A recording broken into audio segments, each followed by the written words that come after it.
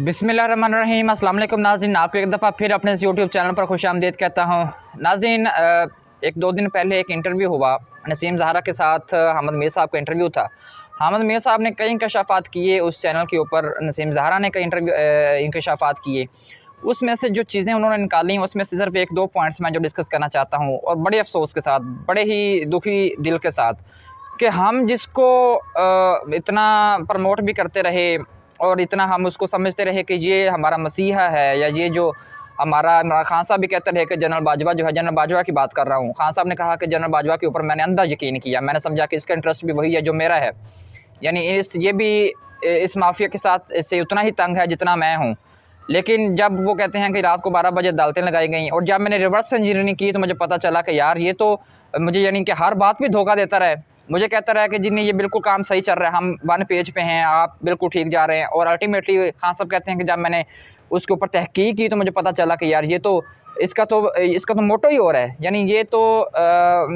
हम दोनों एक 180 के एंगल पे हैं। तो उसकी शख्स की मैं बात कर रहा हूँ कि जो सहाफ़ियों को कोर कमांडर रूम में ये कहते हैं, बाजवा साहब का एक, अब ज़ाहिर है कि इंटरव्यूज़ में वो देते रहते हैं, कुछ जनरल बाजवा साहब अब चीफ़ आर्मी स्टाफ नहीं रहे, एक्स हो गए हैं, तो फिर इसलिए लोग जो हैं उनके ऊपर बात करने को और बोलने को भी तैयार हो जाते हैं। हामिद मीर साहब कहते हैं कि ये बात खान साहब को भी पता है, शाह महमूद कुरैशी साहब को भी पता है, और सारे सहाफ़ियों के अंदर ये बात हुई, लेकिन वो चूँकि बात इसलिए नहीं करना चाहते कि ज़ाहिर है कि वो एक नेशनल इंटरेस्ट, और पॉलिटिशियन जो है वो इस चीज़ से थोड़ा सा दूर रहता है कि कोई ऐसी बात या कोई ऐसा जुमला ना कह दिया जाए कि जिससे मुल्क को नुकसान हो या कोई नेशनल इंटरेस्ट के ऊपर जो है ना वो फ़र्क पड़े। अब ज़ाहिर है कि हम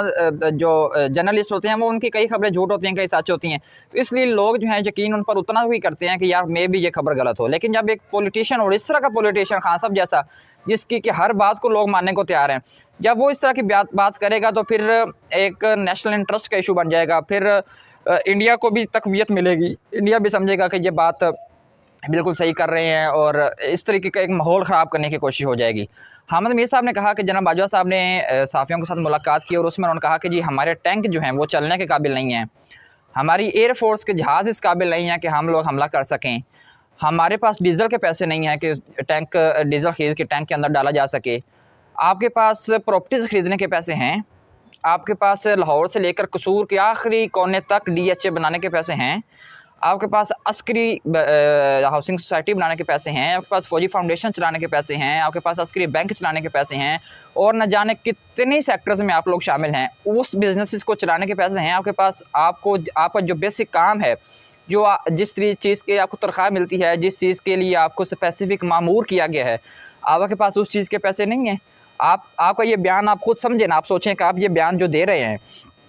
और फिर आपने कई मीटिंग्स में ये भी कहा कि जी कश्मीर को भूल जाएं, कश्मीर का हम लोग कश्मीर पे बात नहीं करेंगे। 75 साल से आप हर जो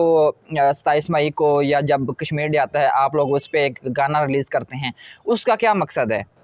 आपने अपने मकासद के लिए मुल्क को पीछे छोड़ दिया। आप जब रिटायर हुए तो हम लोगों ने देखा कि आप इंडियन नेशनल्स के साथ किस तरीके से मिलते हैं, इंडियंस के साथ आपकी किस तरीके से यारी होती है। जो ज़ाहिर है कि जो अमेरिका का ग़ुलाम है, अमेरिका का पिट्ठू बन के आएगा, उसकी इंडियन के साथ लाजमी दोस्ती होगी। तो बाजवा साहब, बहुत अफसोस हुआ कि आप जैसे बंदे जब इतनी बड़ी सीट पे, और मैं समझता हूँ कि वज़ीर-ए-आज़म साहब और सदर साहब की कोई हैसियत नहीं है पाकिस्तान के अंदर जब तक इस तरीके के आर्मी चीफ़ और इस निज़ाम के तहत आर्मी चीफ़ इस तरीके का स्ट्रॉन्ग होगा ही होगा।